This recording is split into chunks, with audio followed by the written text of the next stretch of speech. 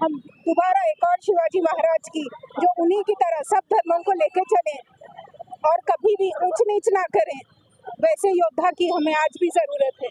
बहुत ही अच्छा मैसेज दिया है कि हमारी सरकार को भी ऐसे ही योद्धा शिवाजी महाराज की जरूरत है जो सभी धर्म को लेकर चले। दादा आप क्या कहना चाहेंगे? ये बहन ने बहुत ही अच्छा मैसेज दिया कि आज की सरकार को शिवाजी महाराज जैसे योद्धा महान व्यक्ति की जरूरत है कि सभी को जो धर्म को साथ लेकर चलते थे। जय महाराष्ट्र. जय महाराज. छत्रपती शिवाजी महाराज जे होते ते 18 पगड जातींना घेऊन चालणारे होते. ते कुठच्या समाजाच्या विरोधात नव्हते.